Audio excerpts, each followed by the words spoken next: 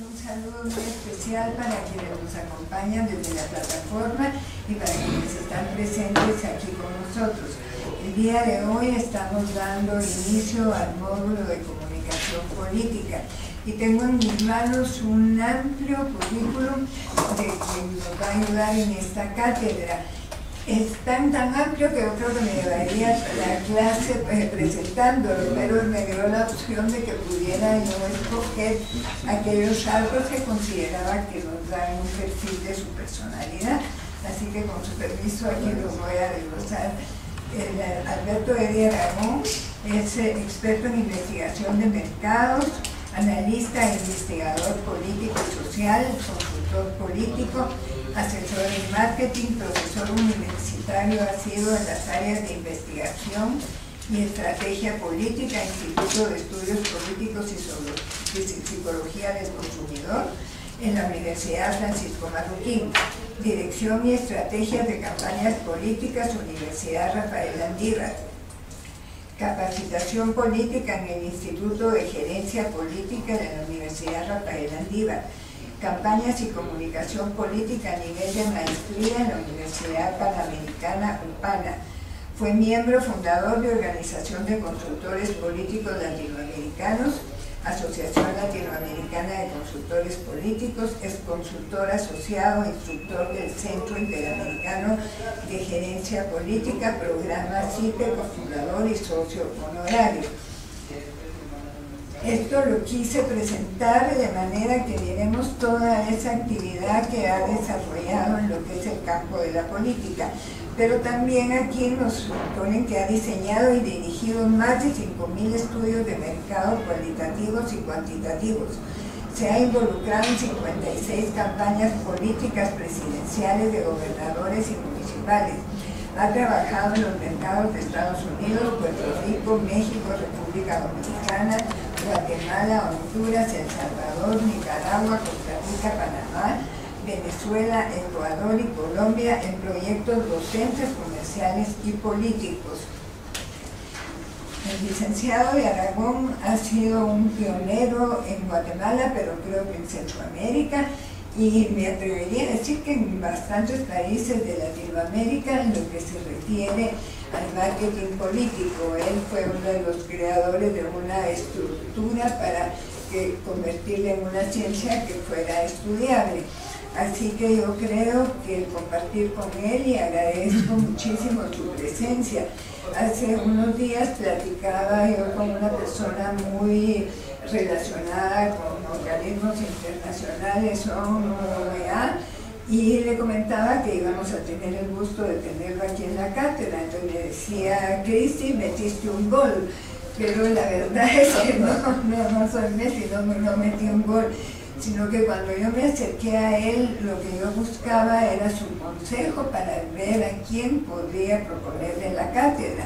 Y él, de una forma muy generosa, se ofreció a hacerlo al conocer lo que eran los postulados del diplomado, que es contribuir de alguna forma a la formación cívica del guatemalteco. Así que mis agradecimientos, licenciado, nuevamente, con ustedes, el licenciado don Alberto de Aragón. Bueno, buenas tardes, señores, gracias por estar acá, pues espero no defraudarlos, para estar en conocimiento de lo que hacemos. Yo creo que siempre es interesante saber el origen de lo que hacemos, porque estamos en una actividad en que no sabemos cómo empezó, qué pasó, y yo creo que es interesante saber cómo se forma eso, por lo menos desde el punto de vista donde se origina el mercado político. O sea, el mercado se origina mucho antes, porque es un producto de la revolución industrial, que eso viene, pero políticamente hablando, la génesis se produce en Estados Unidos en la campaña de Dwight Eisenhower, cuando él se enfrenta a X. La cuestión es que fue la primera vez que se utilizó publicidad política y estudios en alguna proporción, que les voy a contar cuáles fueron, porque se están haciendo ahora en Guatemala, para llegar a cuál era el candidato, por qué el candidato. La historia es que Dwight Eisenhower fue el comandante en jefe de la invasión a Francia. No fue contra Francia, sino contra los alemanes que estaban en la guerra contra la Segunda Guerra Mundial contra Alemania. Pero la invasión fue en Francia, estaban defendiendo unas playas, etc. Y se utilizó una estrategia que fue lanzar en otros puertos, a ciertos kilómetros, muñecos en paracaídas, cuando aquello la cosa era distinta que ahora lo habían detectado con fotos. Y entonces los alemanes fueron en esa dirección y lo atacaron entonces por la parte este, y entonces entraron en Francia. Es una historia interesante. Pero el punto es que él fue el precursor, el héroe de esa batalla. Termina la guerra, pues ganaron los aliados, porque no era Estados Unidos contra Alemania, sino los aliados. Y en Estados Unidos se hace un estudio, se utilizaron psicólogos, en estudios cualitativos de los cuales vamos a hablar probablemente hoy mismo, en que se determina que los norteamericanos tenían la posibilidad de una invasión en sus terrenos. Después de ¿quién va a invadir Estados Unidos? Bueno, pues ahí se está dando un enfrentamiento en los terrenos de todo el mundo. Donde nadie se imaginó que iba a haber, pues ahí hay enfrentamientos. Y Estados Unidos no es una excepción. En aquel momento, pues, los norteamericanos tenían una invasión al terreno del territorio nacional de Estados Unidos, en que pudiera pasar la destrucción que hubo en Europa. Europa fue destruida. Entonces, ese temor los lleva a querer buscar. Los analistas utilizaron unas técnicas, los psicólogos, que se llama análisis transaccional, en el cual detectaron que los norteamericanos tenían, estaban lo que le llaman niños sumisos. Si tú algunos términos, esto no lo refresqué simplemente porque como lo conozco, pues no tuve tiempo de estarlo volviendo a leer, etc. El niño sumiso es un niño que necesita protección. Si los guatemaltecos estuviéramos hoy en niños sumisos, necesitaríamos un padre protector o una madre protectora. Así estuvimos cuando ganó Pérez Molina. Necesitábamos alguien que nos protegiera de algo que lo cual temíamos, y vimos un general que era capaz de enfrentarse, etc. Pues ese es nuestro padre protector. Estábamos probablemente en ese niño sumiso. En estos momentos no tenemos nada actualizado. Entonces ese padre protector dijeron, bueno, ¿qué mejor puede hacer que el niño sumiso? Ahí lo ejemplifica como ser el pueblo norteamericano, y Eisenhower, que fue el héroe de la Segunda Guerra Mundial. El comandante de la jefe de las fuerzas mundiales aliadas durante la Segunda Guerra Mundial, ante el terror, etcétera, es lo que estábamos comentando. En vez de un papá protector, vamos a darle un abuelo protector. Y un abuelo con las condiciones y el pedigrí del hombre de haber dirigido las fuerzas aliadas y haber vencido, porque cuando entraron los norteamericanos, fue que los alemanes pues bajaron la guardia y perdieron al final la guerra, ¿vale? Ok, pues vamos a darle entonces un abuelo protector. Y entonces se inicia entonces una campaña en la cual ya esto es Puerto Rico. Después se inicia una campaña donde sale el primer eslogan que decía I like Ike. A mí me gusta Ike. I like Ike, Eisenhower. Entonces I like Ike. Entonces empezamos, a mí me gusta adelantar y dar sus productos, quiero decir, información que no está, por ejemplo, escrita ahí, darles algunos elementos. I like Ike fue el eslogan de la campaña. El eslogan es una parte de la comunicación esencial en la campaña, porque es una forma en muy corto tiempo de refrescar todo un mensaje y toda una historia que se fabrica alrededor de la campaña del candidato. Entonces, cuando se habla de todo, el like Ike no significa otra cosa que recordar que Ike es Eisenhower. Y de Ike ya se había hablado mucho, entonces eso es una forma de recordar quién es Ike, Eisenhower, I like Ike. Y además era pegajoso. Fue la primera vez que se utilizó televisión en una campaña política norteamericana. Entonces, esa historia está ahí. Entonces saltamos a donde estaba, y yo les estaba contando a los señores que a mí me toca, siendo muy jovencito, a veces se me olvida que fui jovencito, me tocó trabajar en Puerto Rico por una cuestión totalmente fortuita. Ahí me habían contratado porque había, cuando aquello, como sucede en muchos lugares, alguna escasez de personas con cierta conocimiento de algo, no importa cuál. En una empresa de publicidad que se llama Publicidad Siboney, que llegó a ser la más grande en español en el mundo, y después pasó a ser Food Gun and Building, que sigue siendo una empresa muy grande. Y el señor Luis Aperré, que es el que está a la izquierda, se enfrentaba con el señor Luis Negrón López, que es el que está en el centro, uno por el Partido Republicano, Ferrer, que es el partido de este momento en el poder en Estados Unidos, y el Partido Demócrata, pues el que el partido hubiera sido Hillary Clinton, hubiera sido la aliada de Luis Negrón López. Negrón López es abogado y finquero, extremadamente sanguíneo y bruto. Él no podía ser tan bruto, era abogado, pero era muy fuerte. Finquero, pues andaba con botas, etc. Aunque era abogado, pues sus botas y su sombrerón, etc. Y Luis Ferrer era un lord. Un lord, un caballero, era un hombre que estudiaba en Francia, que tocaba piano como los dioses, pero era sequito, pero estaba entero, porque el viejo tiraba esgrima, karateca, se daba riata con lo que fuera, pero no lo parecía todo un lord. Se enfrentaba entonces con Negrón López. Primera campaña política de América Latina, ok. Esa fue la primera campaña política de América Latina que se utilizó mercadeo, que es lo que vamos a hablar, comunicación política.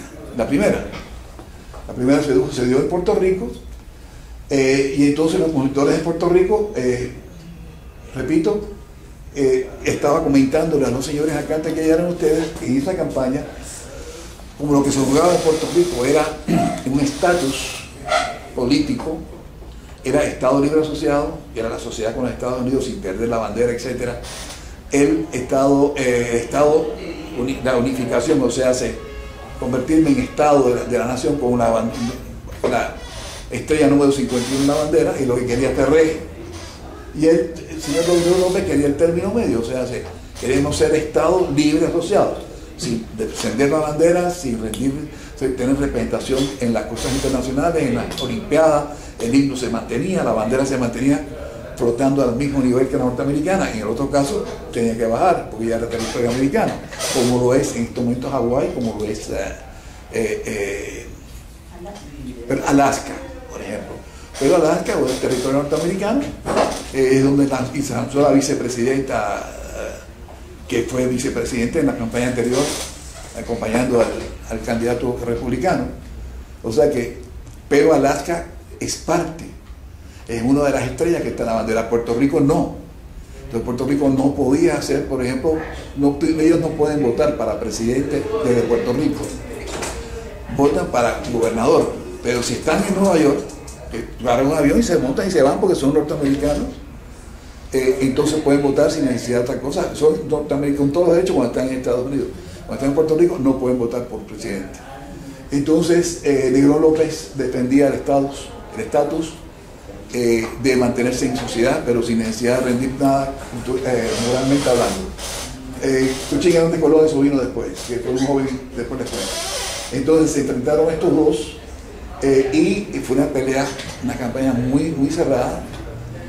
A mí me tocó trabajar con Ferrer, ya lo había dicho, pero lo particular ahí fue que llegaron consultores como Jonathan Powhatan, que todavía está dando guerra, Matt Reeves, que murió, Paul Mace, Bill Hamilton, que es con el que yo trabajé, que era el investigador. Y entonces me encontré con las maravillas. Si hubiera tenido que pagar ese aprendizaje, hubiera sido tremendo, porque iban primero el señor Ferrer, el dueño de la cementera, y además pues había interés especial en ganar esa contienda. Se reunieron todos esos monstruos, yo le digo monstruos en el sentido positivo, de consultores, y el pelado y el patrón, pues oyendo todas esas cosas. Al final era muy cerrada la campaña, y les estaba contando ellos otras cosas que no vienen al caso, y quién manejó a quién, etc. Como la campaña de Puerto Rico es a la vez el mismo día de las elecciones que en Estados Unidos, los consultores grandes se fueron una semana antes a sus respectivas ciudades a ver sus respectivos candidatos, etc. Y me dejaron a mí solo con Ferrer. Y entonces ahí en las últimas semanas es donde se producen situaciones, y va a despertarles un producto adicional a ustedes, en que hay que tomar decisiones muy ágiles. Y es que en la última semana de las campañas se convierte el voto dudoso. Es cuando empieza a tomar, el que se ha mantenido dudoso toma decisiones al final de la contienda. Incluso a veces delante de las dos fotografías, aquí decían el mapita del pene, el mapita es muy famoso, cuando el mapita era famoso en su momento, pero ya esas cosas ya cambiaron en Guatemala. Pero entonces esas dos últimas semanas, resulta que me habían dejado solo. Entonces, por teléfono no se podía saber las cosas que hubo, entonces que improvisar soluciones. Y le voy a decir unas cosas que se producen en la última semana. Se produce algo que le llaman el factor emocional, o sea, un golpe emocional. Un factor emocional fue lo que hizo que Dewey, que se decía que iba a ganar, perdiera contra Truman en el 47, y habían anunciado que ganaba Dewey por la cantidad X, y resulta que ganó Truman por la cantidad X igual. ¿Qué pasó? Que un golpe, un factor emocional hizo que se invirtieran las posiciones. Pero, y para eso fue un error de los argentinos. Lo que fue que el cambio se produjo cuando ya no se podían sacar más datos. En Guatemala son 36 horas, hay países que es una semana antes, no se puede hacer investigación, no se puede hacer publicidad, no se puede hacer nada. Entonces, si un factor emocional se produce en ese lapso, pues entonces no se sabe qué va a pasar. Eso pasó en Puerto Rico, veníamos cabeza con cabeza, se produjo una situación en que se me ocurrió a mí un factor emocional que ni siquiera fue invento mío. Se me ocurrió decirle, mire, don Luis, usted es un hombre agraciadísimo económicamente hablando. Un tío mío en Cuba era presidente del Congreso y entonces era además rector de la Universidad de La Habana. Tenía dos puestos grandes y él, me acuerdo, miren qué diferencia lo que van a oír. Él, cuando le dijeron que fuera presidente de la Cámara de Representantes en Cuba, creo que fue la Cámara de Representantes, dijo que él donaba, de los salarios que tenía, él donaba el más alto, discúlpeme, voy a tener problemas de vez en cuando de toser. Y de repente en algún momento salir pero no me voy a morir, ¿no? Por el momento de hoy no me muero. Pero.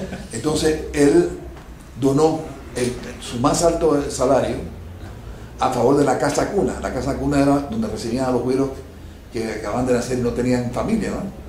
Y entonces él cede eso y él, la noticia, el doctor Ernesto de Aragón se dio su salario. Le digo, don Luis, ¿por qué usted no? ¿Qué le importa a usted el salario como gobernador?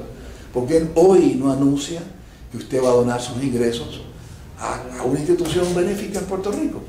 Y va así, se sube en la encuesta, se sube, pero violentamente. Entonces, todavía la lucha era todavía más cerrada. Y después hubo otra cosa que se nos ocurrió, pero era un poco en contra de Negrón López. Bueno, se lo voy a decir. Negrón López, como era tan bruto, no lo dejaban debatir.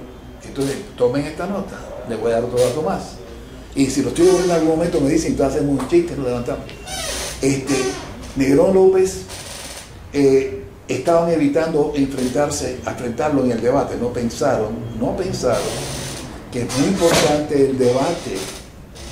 Ustedes, no me viene el caso de la afiliación que puedan tener, asumo que tienen relación por parte. Punto, yo acepté dar las clases y las voy a dar como Dios manda. El debate es muy importante y yo le digo, por ejemplo, a los señores, si ustedes me enseñan a mí un político que ha perdido un debate y haya ganado una elección, díganme cuánto quiere que le dé. Yo les apuesto ahora mismo $10,000. Oye, que todo el político que ha ganado una elección había ganado el debate antes. ¿Ok? Entonces el debate, y si no, pues sáquenme uno que se revés y se acaban de ganar $10,000. Y si no, ¿cuánto me van a dar a mí acá? Si quieren tomar la apuesta, te hacemos...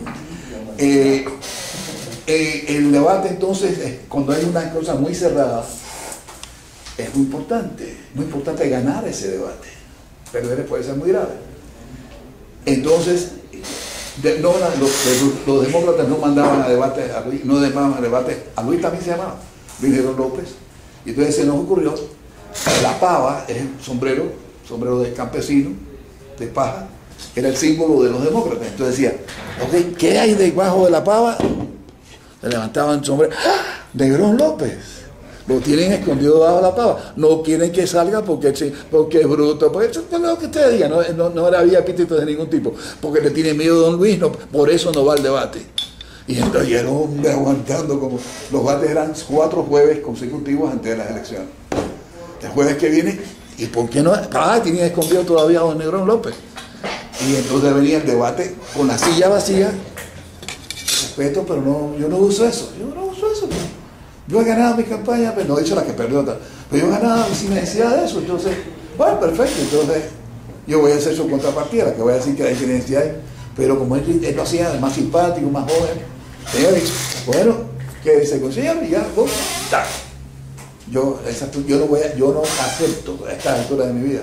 Estaba una cuestión donde no se respete la información, donde lo que sea descabellado, ustedes quieren suicidarse, yo no voy a estar presente en este sitio, no voy a ser parte, aunque no me paguen, no voy. Y eso lo digo con todo respeto, porque le tengo mucho cariño a la persona de quien estoy hablando. Fue alumna mía en la Marroquín, la quiero, creo que es uno de los mejores productos que había en la campaña, probablemente el mejor. Y por una comunicación equivocada, la echamos a perder. Si nos ponemos a ver las virtudes que tienen, era una ganadora. ¿Perdón? La guiaron mal.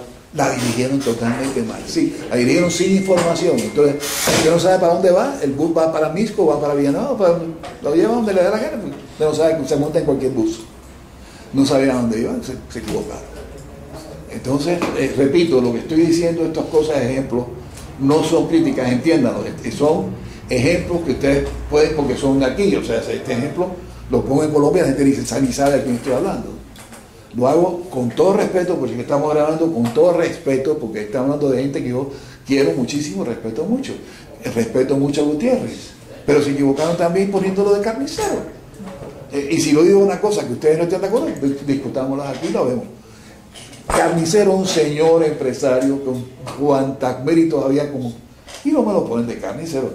De entrada, póngamelo siempre a su candidato, póngalo siempre, perdón que use algún término norteamericano, un upgrading, o sea, súbale el estatus para que la gente lo vea con más respeto, no lo vean, el carnicero, ¿cuál te digo carnicero? Si me regala pedazos de hueso para mi chucho. Las acepciones que hay emocionales no son superiores a lo que es él en su vida privada. ¿Me estoy explicando? Ok. Entonces, hacer pública imagen, esta es la parte buena, es poder explicar estas cosas, porque el libro se puede leer, pero la emoción que hubo detrás de eso no es tan fácil. Entonces quizás digo, bueno, ya veo el libro, no, yo creo que es bueno, porque ¿qué pasa? ¿Por qué se da esto? ¿No? Hacer y vigilar la conexión entre promesas, candidatos y votantes. ¿Okay? Donde la promesa hubiera sido el victory o el machetazo. Entonces, ¿cuál es la relación promesa, candidato y votante? Ok, si fuera alguien de un machetazo, pues podía ser un carnicero de verdad, un labriego, pero un señor administrador de empresa, dueño de empresa, chica, es bajarlo, downgrade. Entonces, si tenemos tiempo, vamos a ver los errores que cometieron con otra gente también. Ok, entonces hacer vigilar, estamos viendo algunos efectos de la aplicación del mercado político. ¿Okay? Lógicamente, no aplicarlo es exactamente la inversa. ¿Okay? Bien, algunas funciones en el mercado político. La investigación política por medio de estudios cualitativos, focus groups y cuantitativos, que son encuestas. Aprovecho, la encuesta. Vamos a hacer una encuesta. Efectivamente, la encuesta es un estudio. La encuesta no es un estudio, la encuesta es la metodología que se utiliza en un estudio en que se necesite valores estadísticos. ¿Ok? Esa es la encuesta, es la metodología, no el estudio. Son estudios de opinión pública. El otro es el estudio cualitativo, que se hace mediante focus group, observación o entrevistas de profundidad. Esa es la parte cualitativa, esos son los focus group. Entonces le doy un dato ahora mismo. Manejo de los medios y publicidad. Le doy un dato. En una campaña política, a nosotros nos acaban. Bueno, a nosotros nos han pedido, por ejemplo, que empecemos, vamos a empezar con la encuesta. ¿Cómo así? Sí, vamos a lanzarnos y ya tenemos que hacer una encuesta para lanzamiento de nuestro candidato. Totalmente equivocado. Es como vayan al médico y en vez de ir al internista, y sí se sabe mucho de eso, un internista es el que lo guía a la especialidad que necesita. Entonces usted va, me dolió un poquito del corazón, tengo un dolor italiano, pues voy a ver al cardiólogo, me va a tratar como una dolencia cardiovascular, resulta que no es eso, es un problema de reflujo. Mi internista es el que me dice lo que yo tengo que, a dónde tengo que ir, a qué especialidad tengo que ir. Ok, el estudio cualitativo es el primero y tal vez el único que tengan que hacer. a no ser que nos pongamos en la batalla y entonces vamos a hacer encuestas para dar valor estadístico a nuestra información. Pero si estamos en quinto, si todo el mundo me dice no cualitativo, que no, yo lo odio. No, yo no voto por ese. ¿Para qué voy a decirle que estadísticamente lo odia el 27% de la población de Milper y el 42%? ¿Para qué voy a decir quién lo odia? Yo salgo a hacer encuesta si tengo la posibilidad de tener un ganador. Si no, no lo hago. ¿Por qué? Porque le estoy haciendo tirar el pisto. Y esa es la misión de muchos, bueno, de mucha gente en su cuenta bancaria. No es eso. Es como un médico le dijera de prolongar una enfermedad para ganar dinero. O le enredaron un juicio si fuera un abogado para hacerlo, me explico. Entonces, fíjense esto. Lanzo campaña política mediante los resultados de un estudio cualitativo, que es la información. Estamos hablando de comunicación. Yo extraigo mi comunicación de los estudios cualitativos que escudriñan la mente y los sentimientos del votante. En la encuesta no puede hacer eso. La encuesta le dice usted tiene el 22% del conocimiento de tal lugar y el 5%. Pero ¿cómo llegó ahí? No. Yo a mí lo que me interesa es qué pasa aquí en el corazón y en la mente, como así se llama el libro, para entonces convertir el voto potencial en efectivo. Y eso no lo hago mediante la encuesta, lo hago mediante los estudios cualitativos que escudriñan el inconsciente. Lo que leí en el libro, vieron la parte final, todo tenía que ver con la parte cualitativa, etc. ¿Okay? Bien, entonces el manejo de medios de la publicidad, el candidato de su función y acciones proselitistas, la generación política tanto en sus aspectos legales como administrativos, las estrategias de recaudación, la logística, etc. Son algunas funciones del mercadeo. Quiere decir que el hombre, la persona que ustedes designen como responsable del marketing de la contienda, tiene esas funciones. ¿Okay? A veces se traslapan porque se meten en que hemos estado en campañas, por ejemplo, la mamá del candidato, la esposa, los hijos. Cuando vemos familia, digo, ay, se desgració. Y así en algunos casos calladitos, pero hay una señora que decía, la foto de campaña, yo quiero que sea la foto que yo le tomé cuando se graduó de bachiller. Mire qué cosa más bella, mi hijo. Sí, señora, pero eso fue cuando se graduó. No, pero es que ya es un hombrecito, pues. Y la señora insistía, entonces había que usar, mira, no te conviene, porque tú no eres esa persona. Pero voy a ofender a mi mamá, vos. Entonces, pues pon una pinche campaña. Ya empezaste un paso hacia atrás. Porque la mamá ya tomó la foto. Nadie está cuestionando el amor de la señora, pero el objetivo del 24 es ganar una elección, no complacer a la mamá, pues. Entonces, ¿okay? Hemos estado en una mesa como esta donde yo me opongo a esa estrategia. Así, yo fui al kinder y a mí no me la fue, nadie me la va a hacer. Ah, bueno, usted fue el kinder, entonces. Pero yo no estoy de acuerdo con esa campaña, porque fue el kinder con él. ¿Alguna otra mérito? No, crecí toda mi vida con él y no. Ah, bueno. Si el cuate lo acepta, yo agarro la puerta y me voy. Y me ha pasado, ¿ok? Donde está la familia, con todo respeto, metida, es muy raro que no haya problemas serios. Si tuve otra campaña aquí en Guatemala, donde el muchachito quería ponerle una demanda a todo el mundo que dijera algo del papá, entonces no lo haga figura pública, pues. Si se insultan los políticos después y salen abrazados de los lugares. Entonces, ¿cómo? Dijo mi papá, ya, tú ves, no es tu papá, es un candidato. Pero él estaba, le habían ofendido a su papá. Comprensible humanamente, pero ¿qué queremos? ¿Queremos ganar una elección o queremos chinear a un hijo? Entonces, es rollo de ustedes, ¿me explico? Entonces, muy complicado, muy complicado. Me imagino que tiene alguna experiencia al respecto, porque lo veo asintiendo con alguna ironía, debe haber tenido alguna experiencia al respecto. ¿Okay? Bien.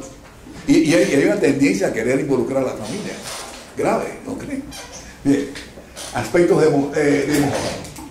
democráticos. Esta disciplina estimula el intercambio libre de ideas, la comunicación, la promoción propio de sociedades democráticas en las que el elector tiene el derecho de votar y realmente elegir. Es como se origina alguna duda como la ética. Ok, ¿qué pasa con esto? Bueno, pero entonces ustedes son antiéticos. Porque están engañando a la gente. ¿Cómo engañan? Sí, porque ustedes averiguan lo que la gente quiere y todo. Pero cuando hacen un refresco, no averiguaron una fórmula del gusto para ver a la gente si le gustaba o no. Bueno, el refresco que menos le gusta es el que van a lanzar. No, pero sucede igual. O sea, estamos viendo que la gente necesita, en el caso nuestro, hablando de nosotros en particular, simplemente averiguamos lo que la gente quiere y decimos, miren, esto es lo que usted lo haga después o no, es ético o no ético que usted. Pero está hecho el estudio como Dios manda. Y en el caso nuestro, ya a estas alturas, que sentimos de 30 años, nos podemos poner pesados, difíciles, etc. Nosotros nos vinieron a invitar a trabajar en Nicaragua por los afán de los sandinistas y no, me tienen que matar antes de ayudar a un sistema que va a empobrecer y va a esclavizar a la gente. Y no están haciendo nada, lo van a hacer eventualmente. No. Y hubo un cuate aquí y dijo, tómalo pues, encantado. Y pues, y trabajó de eso y siguió trabajando aquí para otros. Él es más profesional que yo, o sea, él es más profesional porque él fue capaz de trabajar para algo en el cual no creía. Yo no pude trabajar para algo en el cual no creo porque entonces dejaría de ser responsable con una sociedad como en la que vivo, pues, o sea, ¿no? Entonces, ese es un aspecto ético. Ofrecer a las masas lo que la gente necesita, eso es lógico, lealtad, integridad, justicia, ética, etc. Y eso también está en el libro, por eso algunas cosas me dio el grupo de lo que se cuestiona los aspectos éticos en los proveedores de investigación, estrategias consultores, etc. Y los usuarios, candidatos, partidos, directores en campañas gubernamentales, en medios de comunicación. Hay aspectos éticos. Estoy de acuerdo que vamos a ver. Los pueblos y participantes latinoamericanos asocian la política con mentiras. Todos los países latinoamericanos asocian la política con mentiras, con robo, porque lo han acostumbrado a eso, simplemente porque han tenido esa evidencia. Engaños, falsas promesas, justificadas por lo que han sido las actuaciones de muchos políticos. Los que no creemos en el populismo, hacemos cosas cuando estamos en poder y les preparamos, se los preparamos de entregarse a los populistas en la mano. ¿Qué es Venezuela? El efecto de péndulo que había entre la ECO y los copellanos, robaron paleta y entonces vino Chávez, ¡wow! Voy a salvar a mi pueblo. Y para la información de ustedes, todo lo que yo digo, me pueden pedir pruebas, y yo estoy obligado a dárselas, pero hay otras cosas que no tengo pruebas. De estas no tengo pruebas de esto. Chávez, pero tengo venezolanos que han sido hermanos míos, yo trabajé muchísimo en Venezuela, para mí era mi segundo medio cuando vivía en Puerto Rico. Chávez se hacía sus corbatas en Francia, un sastre francés, igual a $2.500 por corbata. La mandaban y el tipo se una corbata. Además siempre andaba vestido de militar, entonces porque tenía, no sé cuántas tenía, pero $2.500, un pueblo, ok.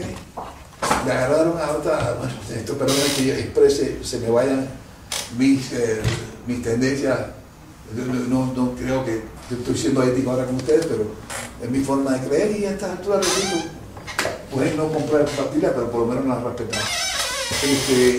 La hija de Chávez $4.000 millones.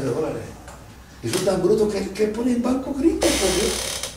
Lo ponen en Suiza, lo ponen en Rusia, lo ponen en otros bancos gringos. 500 millones el vicepresidente que lleva menos de 2 años de vida. Tendrán $500 millones en banco gringo. Ellos se están perdiendo una sola experiencia. Entonces mediante van entonces esos señores a salvar los pueblos y a terminarlos de hundir económicamente. Entonces pues no hay libertad, no hay. Porque han sido actuaciones de muchos políticos, etc. Pero los culpables de que la imagen de la política, de los políticos sea mala, la tenemos lo que hemos hecho en la política hasta ahora, años anteriores. O sea que los que vienen ahora, los hermanos que empiezan ahora, él no tiene responsabilidad ninguna en eso. ¿Okay? Pero los que hemos estado en política antes, de alguna forma sí la tenemos. ¿Okay? Porque si no lo hemos hecho, hemos permitido que suceda. ¿Okay? Por ejemplo, tuve un diálogo, yo no sé si alguno aquí que sea diputado, tuve un diálogo con los diputados estos días y me cayeron de lo más bien, me parecen buenísimas personas. Entonces me preguntaron por qué la imagen del Congreso estaba tan hecha. Por culpa de ustedes. ¿Por culpa de ustedes? Porque ustedes no son todos malos, pero ustedes permiten que le digan malos. Nosotros hicimos una vez un estudio de pues había un amigo mío que tiene un programa de radio que decía, los imbéciles, los ladrones, los brutos, los analfabetas. Ahí viene, vamos a llevar a Cris para que nos enseñe a leer. No, hay congreso, hay doctorado, hay maestrías, hay un caudal y hay gente que no son detrás, pero es una expresión de la sociedad. Hay un diputado que era analfabeta, lo conocí. En las constituyentes. No, después fue diputado. Y el tipo lo llevaba a la esposa en una motocicleta, lo dejaba a las 6 de la mañana y lo iba a devorar a las 8 de la noche, todos los días, era un cumplidor tremendo de sus funciones. Nunca lo pudieron ganar por nada. Era un analfabeta. Pero, con todo respeto, ¿qué es Guatemala? Guatemala es la propiedad de todos los guatemaltecos. En partes alícuotas. Se dividen 17 millones de partes alícuotas. Cada guatemalteco es dueño de una parte de Guatemala. ¿Qué queremos al frente de nuestros negocios? ¿Queremos a alguien inteligente o no inteligente? Queremos a alguien que pueda sacar nuestros negocios adelante. La junta directiva es una gente que ustedes eligen, pero los dueños son todos guatemaltecos. Entonces, eso que vamos a elegir un Dios cada 4 años, no, estamos eligiendo un servidor de la sociedad. Pero esa es la mentalidad que tenemos que tener y hablar. ¿Okay? Entonces, los responsables, repito, y la responsabilidad de sacar adelante ahora, señores, es de ustedes y de la gente joven, porque si no, nos vamos a quedar sin país. Y qué pena, pues yo amo este país. Pero digo constantemente, yo tengo un pasaporte gringo, tengo un pasaporte no es más grande porque lo hacen todos al mismo tiempo. Pero yo llego y me dicen, welcome home. Soy veterano de Vietnam, entonces yo tengo todos los derechos, pero estoy echando la bronca aquí porque yo amo este país y porque tiene derecho a tener un destino mejor. ¿Y en manos de quién está? De los políticos. Si no estuviéramos en manos de los políticos, estaríamos en manos de una dictadura. Entonces hay necesidad de fortalecer la política y los políticos. Y la forma de hacerlo, entonces, esto que estoy diciendo a ustedes fue lo que le dije a los diputados. Entonces, hice un estudio, cuando no eran 158, habían 124 más o menos, y habían 12 verdaderamente ilícitos. Que habían 6 que eran mujeres que estaban reclamando la paternidad y que me dio pisto, etc. Y 6, uno que había matado a la suegra, pero para a veces se justifica, ¿no? Mató a la suegra, otro había matado a la amante, qué sé yo, otro se había robado no sé cuántos litros de galones de una vendía gasolina ilegal, pero habían 6 de verdad delincuentes de la ley y 6 de repente se la iba a él. Ahora al revés. No, yo creo que entonces, pero ellos han permitido que les lleguen esas imágenes. Ahora 100 ilegales. Narcos. No, creo que debe haber algún narco metido, pero no creo que hayan sido ilegales. Sí, yo creo que debe ser, qué sé yo, no sé, 20, 30, no sé, pero ellos no se han defendido. Ellos no han, porque no empiezan por echar a los que son malos, sáquenlos. La gente dice en Guatemala, lo primero que hay que hacer es rebajar el salario de los diputados. Así, ¿y cuánto ganan? Mucho. Pues sí, pues ¿cuánto? Bueno, deben ganar, pero no cuánto hay que quitarle el salario. La gente dice que hay que quitarle el salario, pero no saben cuánto gana. 9.500 más. ¿Cuánto? 9.500 más. Algunos lo hacen 12, no, 20, no, ahí no, ellos 23, 12, 23, 18. Pero Es digno, pero no sacan más o menos 31 a 34 mil. ¿Sabes cuánto gana un diputado peruano? Digo peruano porque hay que ser, no sé lo demás. Ganan $10,000 mensuales. Pero los hacen trabajando, amigo. Pero también trabajan. Ah, no, que si no trabajan, tienen problemas serios. Entonces, yo prefiero pagarle $10,000 a quien me va a producir y me va a hacer leyes decentes y no va a estar robando por abajo de la mesa, que 25 a uno que necesita robarse algo para poder completar el salario. Es totalmente de y la gente quiere rebajar el salario. Pero no saben cuánto, porque no saben cuánto ganan. Porque si es el más selectivo en la forma de elegir. Y le estoy dando es una cosa que estamos diciendo hace 30 años, y eso que les pasa a ustedes, esto va a llegar a un destino político, estoy seguro. Por ejemplo, que yo creo que la forma de limpiar la política es a través de los partidos.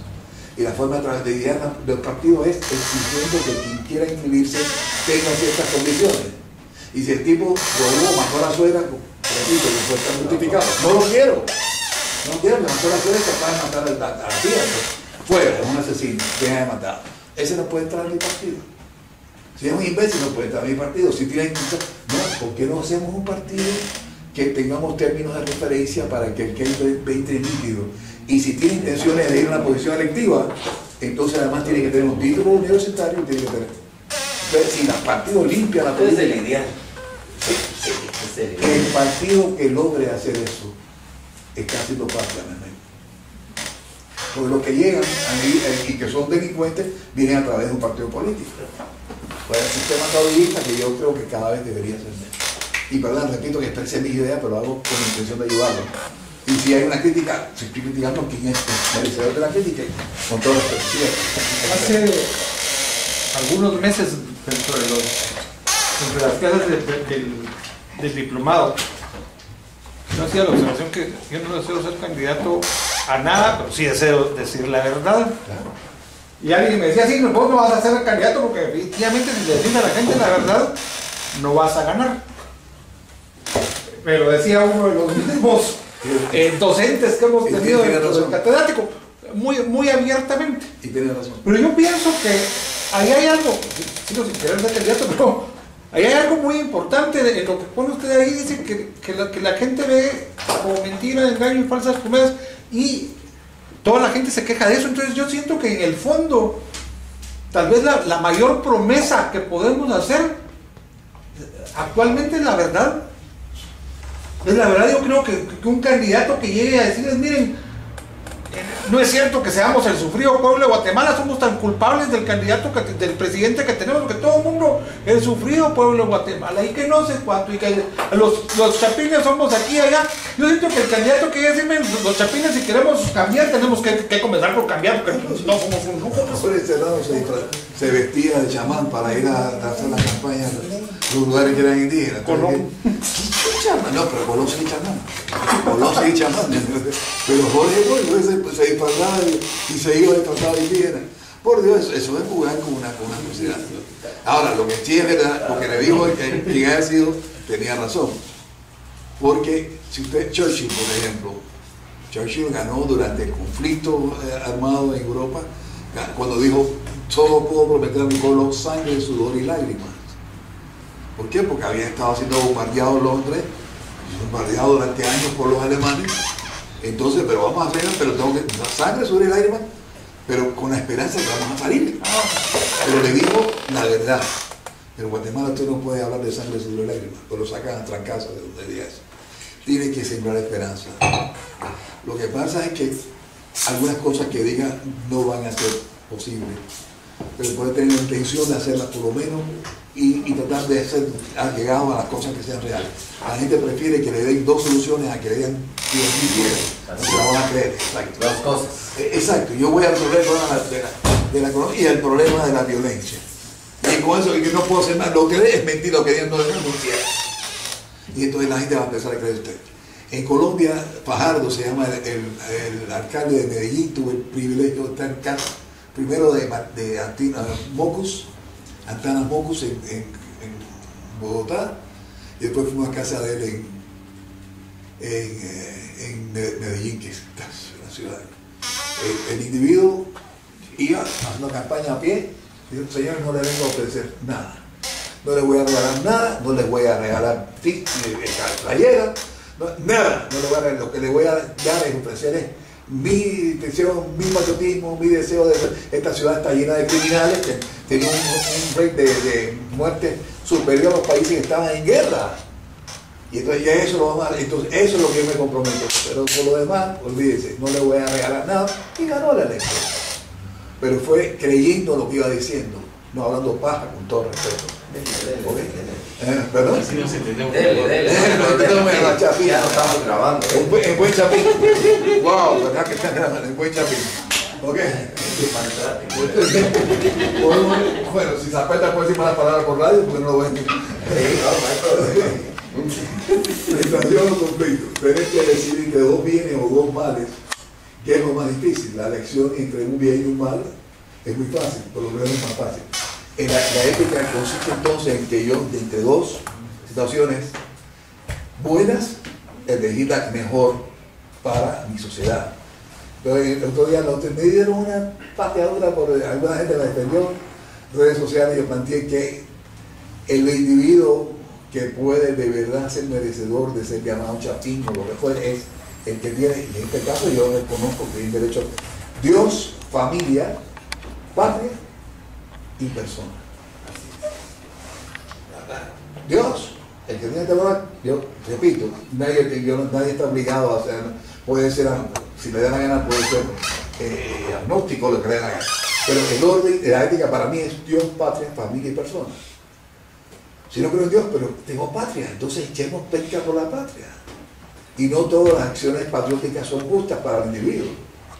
Yo tengo un hermano que murió en Iwo Jima, está estudiando Derecho en Estados Unidos, y atacaron el Pearl Harbor, y entonces le dijo a mi papá que mire, mis compañeros están siendo atacados, yo creo que debo, ok, y cumplió con una cuestión moral, un deber moral, una cuestión ética, y le costó la vida. O sea, las acciones éticas a veces nos cuestan la vida. Charlie Lurita se negó a ser utilizado en un fraude electoral y le costó la vida. Pero esa es la matemática que tenemos que ver cómo resolvemos, señores. O sea, yo soy director de la Cámara de Periodismo y estoy muy preocupado. Pues en México, un escándalo porque en tantos años nos han matado 6 periodistas, lo cual es grave. Pero aquí nos llevan muertos 9 este año. 9. Y ellos fueron porque detectaron que estaban siendo extorsionadas la empresa de él. Y entonces, bueno, me extorsionaron. Entonces el extorsionista dijo, miren muchachos, no lleguen más por ahí porque si vuelven a llegar con sus cosas, los voy a quedar. Y al día siguiente, y los quebraron. Y periodistas que se han jugado la vida bueno, Luis Aos no era muerto en la Cámara, digo en la Cámara, no en la Cámara, gracias a Dios, pero afiliados de alguna forma a la Cámara. Estamos en una situación fregadita en Guatemala.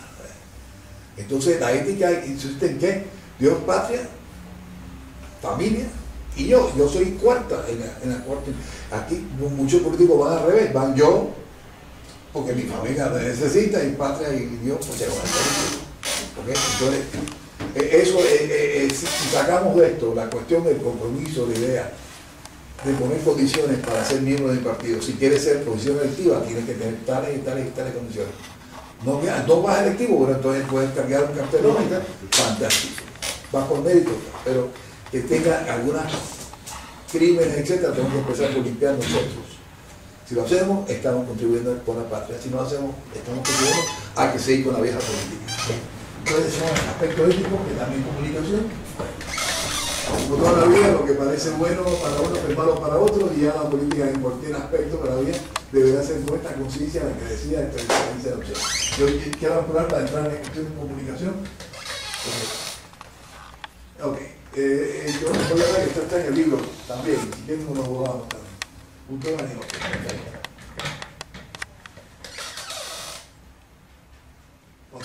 Eso es la ética de un importador. Gracias, perfecto. Entonces ahí estamos, porque hay que llegar a esto, y entonces hacer discusión, ya hablar un poquito de lo que vimos, para entonces entrar en otra cuestión, en vez de hacer preguntas durante hagamos una pequeña discusión después.